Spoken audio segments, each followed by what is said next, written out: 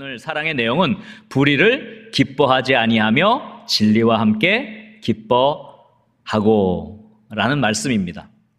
불의라고 하는 이 헬라어 단어는 아디키아라는 단어를 썼는데요. 이 단어는 반대, 부정을 뜻하는 접두어인 아와 하나님의 의로움을 의미하는 디케가 합성된 단어입니다. 즉 불의라고 하는 것은요, 부정, 불법, 불의한 행위 모두를 다 포함하고 있지만 성경적 의미에서의 불의는 하나님의 의, 즉 하나님의 기준에 어긋나는 것이라고 정의할 수가 있습니다. 그러니까 이 불의에서 기준은 무엇이다? 하나님의 의, 하나님의 기준을 말씀하는 것입니다.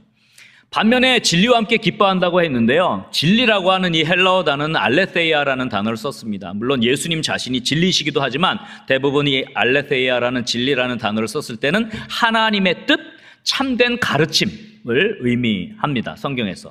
그래서 이 하나님의 뜻에 속하고 하나님의 뜻을 따르는 것, 이것이 진리에 속한 개념이에요. 그래서 성경적 의미에서의 진리는 하나님의 뜻에 속한 것이다, 이렇게 정의할 수가 있습니다.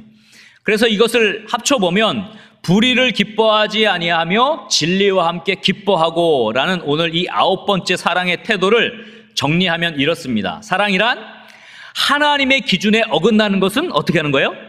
싫어하는 거예요. 하나님의 의, 하나님의 기준에 어긋나는 것을 싫어하는 것이 사랑인 거예요. 그러니까 우리가 생각하는 그런 사랑과 좀 다르지 않습니까? 불의를 기뻐하지 않는 거죠. 진리와 함께 기뻐하는 것은 뭡니까? 하나님의 뜻에 속하는 거죠. 하나님의 뜻을 따르는 것입니다. 그것을 즐거워하는 것, 바로 이것이 사랑이다라고 오늘 성경은 우리에게 말씀해 줍니다. 이제 한 가지씩 불의를 기뻐하지 않는 것이 무엇인지, 그리고 진리와 함께 기뻐하는 것이 무엇인지 살펴보려고 합니다. 하나님의 기준에 어긋나는 불의, 이게 뭘까요? 성경에 보면 이 아디키아에 대한 용법이 굉장히 다양하게 나옵니다. 대부분의 이 불의에 대한 내용들이 너무 다양해서 정리가 되어 있지 않아요. 제가 곰곰이 묵상하고 생각해서 제가 생각하는 3가지 기준을 가지고 이 불의에 대해서 좀 정리를 했습니다. 가장 첫 번째는요, 이 기본적인 불의인데요, 일반적인 관계에서의 불의입니다. 대부분 이 부분에 속해 있어요. 하나님이 싫어하시는 모든 불법의 죄악들, 그 죄악된 행위들을 말할 때 이 아디키아, 불의라는 단어를 썼습니다. 대표적으로 로마서 1장 28절 이하에 보면 이런 말씀이 있어요. 또한 그들이 마음에 무엇을 싫어한다 그랬어요? 하나님 두기를 싫어하매. 이게 이제 불의의 징조거든요. 하나님 두기를 싫어하는 거예요. 하나님을 거역하는 것이죠. 그래서 하나님께서 그들을 상실한 마음대로 내버려 두셔서 합당하지 못한 일을 하게 하셨다 그랬어요. 이 합당하지 못한 일이 이제 불의예요. 그래서 29절부터 곧 모든 불의, 여기 아디키아라는 단어가 쓰였습니다. 이 불의는 따로 표현한 것이 아니라 이 뒤에 나오는 모든 내용들을 총괄하는 거라고 보면 돼요. 뭐가 있습니까? 추악, 탐욕, 악의가 가득한 자, 시기, 살인, 분쟁, 사기, 악독히 가득한 자, 수근수근하는 자, 비방하는 자, 하나님 미워하는 자, 능욕하는 자, 교만한 자, 자랑하는 자, 악을 도모하는 자, 부모를 거역하는 자, 우매한 자, 배약하는 자, 무정한 자, 무자비한 자. 이 모든 것들이 다 개인적인 인간관계에서의 불의입니다. 그래서 32절에 보니까 그들이 이 같은 일을 행하는 자를 사형에 해당한다고 하나님께서 정하심을 알고도 자기들만 행할 뿐 아니라 또한 그런 일을 행하는 자들을 뭐라 그래요? 옳다고 한다고 성경은 말씀하고 있습니다. 말 그대로 대부분 성경에서 나타나는 이 불의는 개인적인 관점에서 하나님을 거역하는 죄악들입니다. 개인적인 죄로부터 시작해서 인간의 관계들을 파괴하는 모든 부정한 행위, 즉 관계를 파괴하는 행위를 다 불의라, 이렇게 성경은 말씀하고 있습니다.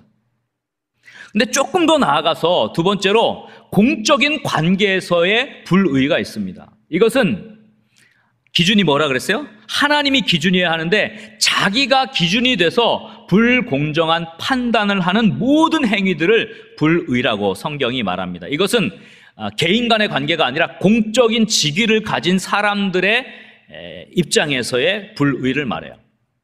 대체로 성경에 보면 재판에 대한 이야기들을 하고 어떤 판단을 할 때 이 불의라는 단어를 썼습니다.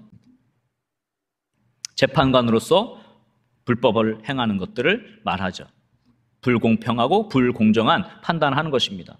그래서 예수님께서 누가복음 18장에 보면 재판관에 대한 한 재판관과 간절히 간구하는 여인에 대한 비유를 하나님이 어떻게 해석하시는가에 대해서 예수님께서 말씀하시는데요. 2절에 보니까 이렇게 말씀했어요. 이르시되 어떤 도시에, 자, 첫 번째 하나님을 두려워하지 않고, 두 번째 사람을 무시하는 한 재판장이 있는데, 하나님을 두려워하지 않고 사람을 무시하는 재판장, 이건 자기가 기준이 되는 거예요. 내가 재판관, 내가 내 마음대로 한다. 사람을 무시하는 것, 이것을 불의하다고 표현합니다. 그래서 5절에 예수님께서 이렇게 말씀하죠. 주께서 또 이르시되 불의한 재판장이 말한 것을 들으라. 여기도 아디키아라는 똑같은 단어를 씁니다.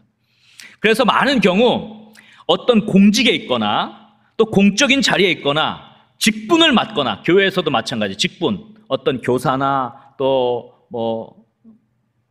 장로나 교역자나 어떤 직분을 맡죠. 또 우리가 목장장으로, 또 소그룹 리더로 여러 가지 일들을 교회에서 맡잖아요. 사회에서도 우리가 각각의 직책을 맡아요. 리더로서, 또는 어떤 중간 직급의 과장으로서 이런 역할들을 맡아요. 사회 속에서, 교회 속에서. 그 경우에 내가 기준이 되는 것, 내가 기준이 돼서 불공정한 구분 판결을 하거나 편파적인 편을 드는 판단으로 공적으로 타인을 억울하게 하고 고통을 주면 그게 다 불법이에요. 하나님이 볼 때 그것을 불의라고 여긴 것입니다. 그러니까 직분을 가질수록, 직위를 가질수록 더 공정하고 더 정의로워야 하는 것입니다.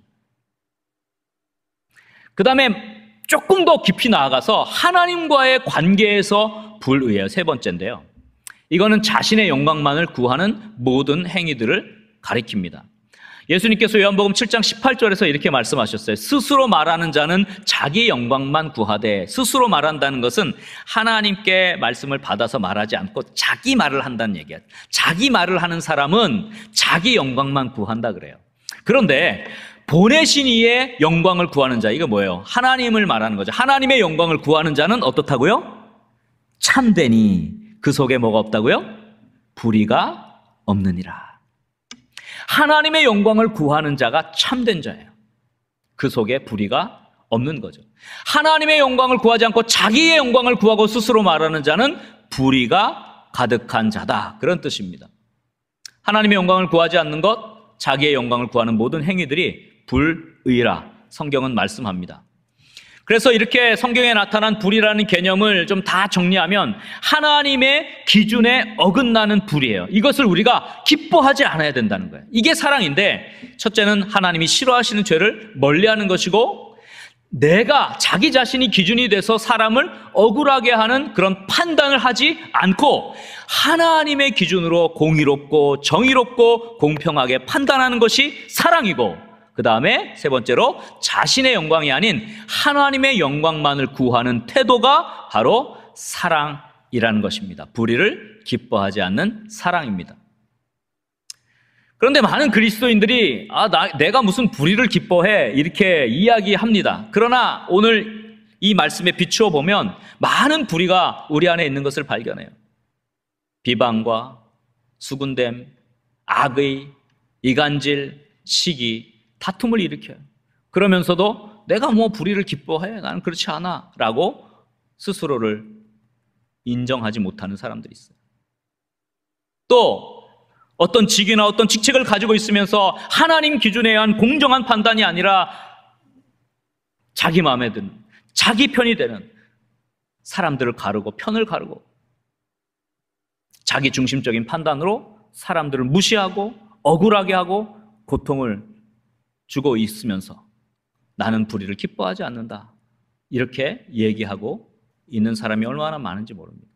겉으로는 하나님을 위한다고 하면서도 자신의 명예를 위해서, 자신의 이름을 위해서 자신의 영광이 드러나기를 바라고 있으면서 나는 불의를 기뻐하지 않는다, 이렇게 얘기하는 것은 잘못된 것이에요. 이 모든 것이 불의를 기뻐하는 행동들입니다. 우리 거룩한 문 성문교회 믿음의 영가족들이 불의를 기뻐하지 않는 참 사랑의 사람들이 될 수 있기를 주의 이름으로 간절히 소원합니다. 한번 우리 옆에 분들 이렇게 인사하면 좋겠습니다. 불의를 기뻐하지 않겠습니다. 불의를 기뻐하지 않겠습니다. 그러면 우리는 무엇으로 기뻐해야 되죠? 그렇죠. 진리와 함께 기뻐해야 합니다. 진리와 함께 기뻐한다는 게 도대체 무슨 말입니까? 진리와 함께 기뻐하는 하나님 말씀을 읽으면서 기뻐하는 것인가? 도대체 무슨 말인가? 오늘 말씀을 좀 잘 여러분 새겨야 됩니다. 진리와 함께 기뻐한다는 것은요, 사랑의 구체적인 실천을 행한다는 것을 말합니다. 아까 말한 대로 진리는 뭐예요? 하나님 뜻에 속하는 것, 하나님 뜻을 따르는 것을 기뻐하는 것이라 그랬잖아요.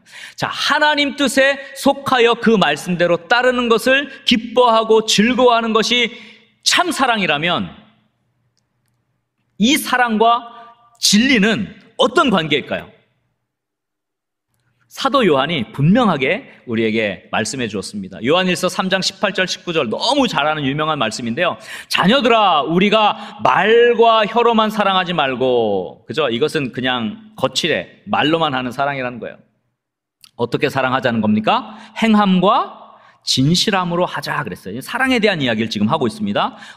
사랑은 행함과 진실함이어야 된다. 근데 바로 이어지는 19절에 뭐라고 말씀했냐면, 이로써라는 건 뭐예요?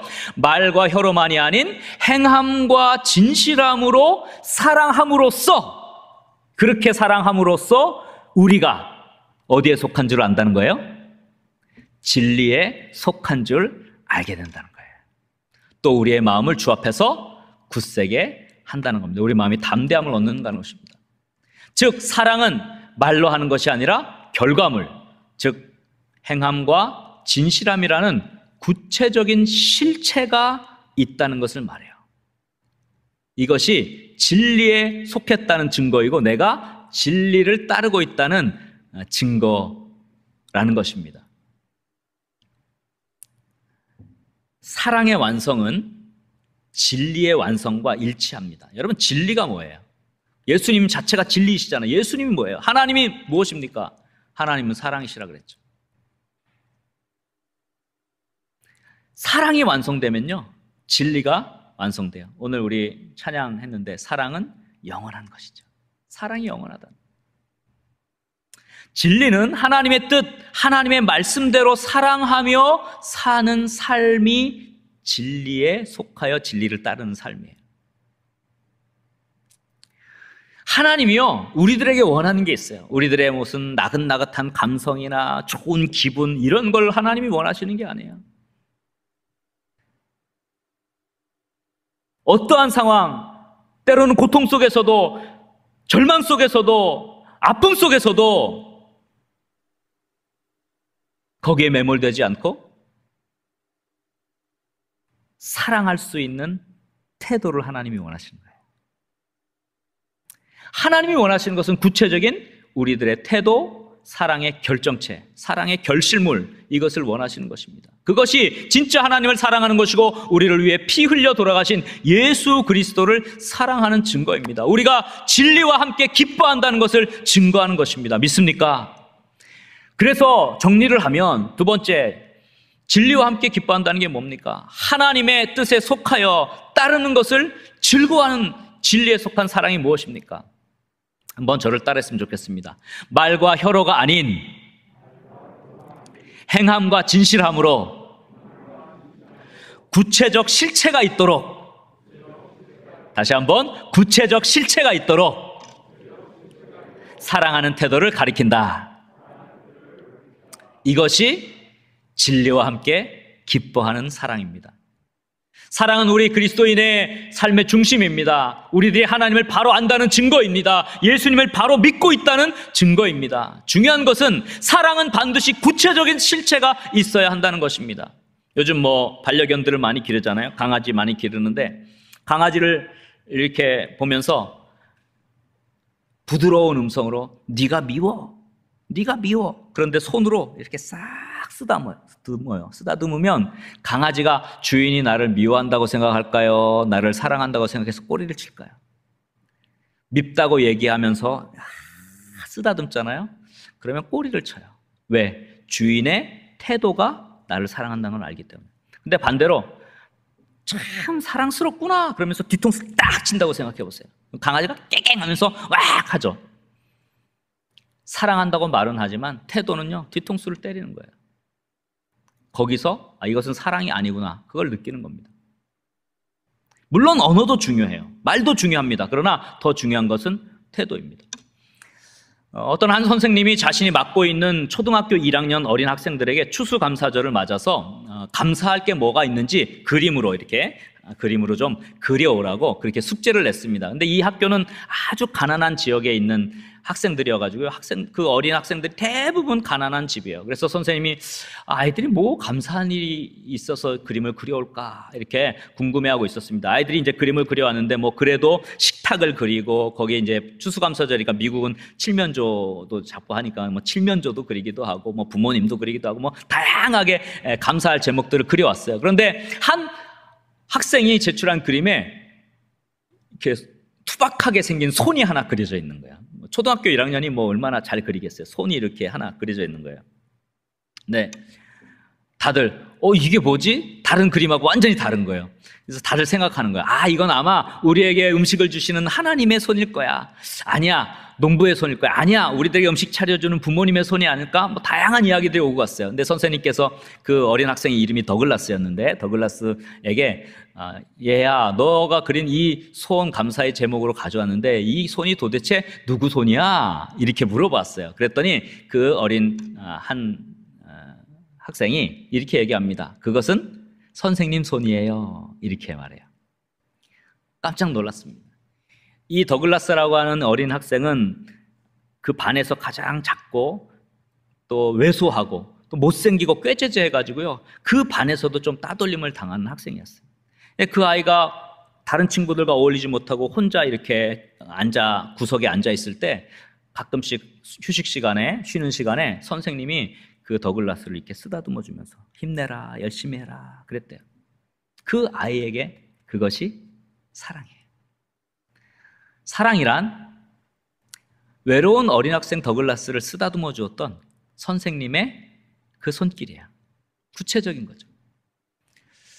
일본에 유명한 나가오라는 목사님이 계셨습니다. 아주 가난한 목사님이셨는데 이 나가오 목사님 집에 또 한 명의 신학을 준비하는 미래 목회자 한 사람이 신세를 지러 왔습니다. 근데 이 신학생은 가난할 뿐만 아니라 폐결핵을 앓고 있었어요.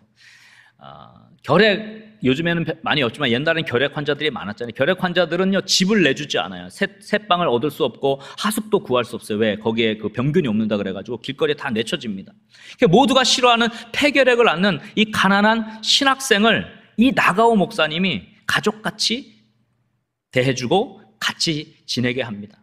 신학을 공부하는 동안 그 거처를 마련해주고 식사를 마련해주고, 실제로 목사님도 아주 가난했고 그 집에는 어린아이들도 있었고 그랬는데도, 거절하려면 거절할 수 있었는데도 그 가난한 폐결핵 걸린 신학생을 받아줘서 그 집에서 머물게 하고 가족처럼 대해줍니다.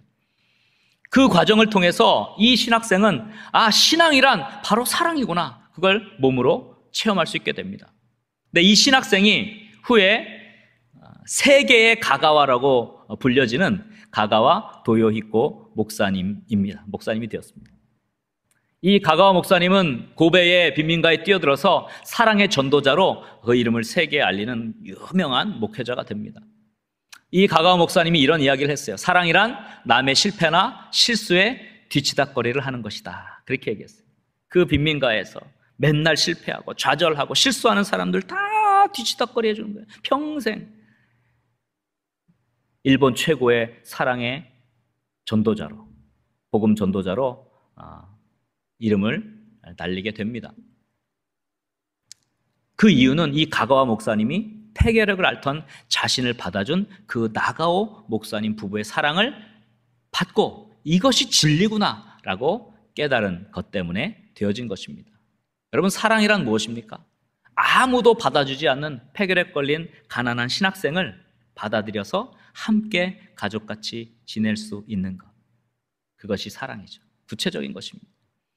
인도의 캘커타에 가면 그 빈민가가 있습니다. 그 캘커타의 빈민가에 걸식조차도 할 수 없는 그 행렬병자들, 병들어서 길거리에 다 내쳐진 행렬병자들을 이렇게 수용해서 그들을 보호하고 먹이고 하여튼 살리는 그런 그 사랑의 집이 설립이 되어서 사랑의 집이 운영이 되고 있습니다. 근데 이 사랑의 집은 많은 사람들의 도움으로 어렵게 근근히 이어가고 있는데 어느 날 이 사랑의 집에 설탕이 떨어졌다는 그 소식이 들려옵니다. 이 소식을 들은 한 어린 소년이 그날 저녁에 집에 가서 자기 엄마에게 이렇게 얘기해요. 엄마, 오늘부터 저는 사흘 동안 설탕을 먹지 않겠습니다. 대신 사흘분의 설탕을 저에게 주세요. 그렇게 얘기해요. 어머니가 왜 그러니? 근데 뭐 사흘분 먹는 그 설탕이라 봐야 뭐 조금이죠. 그 사흘분의 설탕을 가지고 이 소년이 어디로 갔겠습니까? 그 사랑의 집으로 간 거예요. 설탕이 떨어졌다면서요. 제가 사흘 동안 설탕 먹지 않은 이 사흘분의 설탕을 드리겠습니다. 아주 구체적인 단어죠. 사랑은 추상적인 게 아니에요. 사랑이란 자기가 먹고 싶은 것을 참고 사랑의 집 빈곤자들을 위해 소년이 가져온 사흘분의 설탕. 그게 사랑이에요. 사랑은 말이나 감정이 아닙니다. 구체적인 태도요, 구체적인 실천입니다. 예수님이 우리를 사랑하신다는 사실을 우리가 어떻게 합니까? 십자가의 죽음을 통해서 우리가 그 구체적인 십자가 사건에서 알 수 있게 되지 않습니까? 마찬가지로 사랑의 사람에게는요, 반드시 사랑의 구체적인 실현물, 실현체, 실현 사건이 반드시 존재합니다. 내가 말로만 하는 헛된 사랑을 하는 사람인가 아니면 진실한 사랑을, 참사랑을 하는 사람인가를 보면요, 그 사람에게 구체적인 실체가 있느냐 없느냐 그것을 보면 알 수 있어요. 우리 고린도전서 13장을 살펴보고 있습니다만 이 사랑의 실천이 구체적으로 나타나는 그곳에 사랑은 결실하고 열매 맺는 것입니다. 그래서 저를 한번 따라 합시다. 자, 사랑은 구체적인 실체가 있습니다. 말과 혀로가 아닌 행함과 진실함으로 하는 사랑이 진리를 기뻐하는 것입니다. 할렐루야. 진리와 함께 기뻐하는 참사랑을 하나님 앞에 올려드리고 그 사랑을 나눌 수 있는 우리 거룩한 문 성문교회 믿음의 영가족들이 될 수 있기를 주의 이름으로 간절히 소원합니다. 말씀을 좀 정리하려고 합니다. 오늘 광복 76주년을 맞이하는 날입니다. 1945년 8월 15일 우리나라가 일본의 압제, 일본의 그 강점기로 불의로부터 광복된 것을 기념하고 또 수많은 믿음의 선진들이 일제치하에서 불의에 항거하였고 끝까지 조국 사랑, 교회 사랑 일궈낸 것을 기념합니다. 우리 특별히 많은 크리스천들이 이 독립을 위해서 얼마나 많은 희생을 치렀습니까? 살펴보면 이 땅에, 이 나라 이민족에 얼마나 많은 죄악들과 만행과 불공정한 재판과 억울하게 감옥에 갇히고 고문당하고 죽임당하고 더 나아가서 신사참배라고 하는 말 그대로 하나님의 영광을 가리는 불의들이 이 땅에 너무 가득했습니다. 그런데 그 가운데도 하나님께서는 우리 성도들의 기도를 들으셨고 끝까지 불의를 기뻐하지 않고 진리와 함께 기뻐하는 그 사람들을 보시고 이 나라 이민족 위에 광복의 기쁨을 허락하신 줄 저는 믿습니다. 불의를 기뻐하지 않고 진리와 함께 기뻐한다면 반드시 하나님께서 회복의 은혜를 주시리라고 믿습니다. 우리 거룩한 문 성문교회 믿음의 영가족들이 나라와 민족과 조국교회를 사랑하고 특별히 세계 가운데 압제받고 고통당하고 불의로 신음하는 백성들을 사랑하는 마음으로 선교에 동참하시기를 주의 이름으로 간절히 소원합니다. 진정으로 불의를 기뻐하지 않고 진리와 함께 기뻐하는 사랑의 태도를 선택함으로 하나님께서 회복시켜 주시고 하나님께서 역사하시고 하나님께서 함께 하시는 참 기쁨을 얻게 되는 그런 놀라운 축복의 삶을 살아갈 수 있기를 주님의 이름으로 간절히 축원합니다. 한번 우리 옆에 분들이 이렇게 축복했으면 좋겠습니다. 불의를 기뻐하지 맙시다. 진리와 함께 기뻐합시다.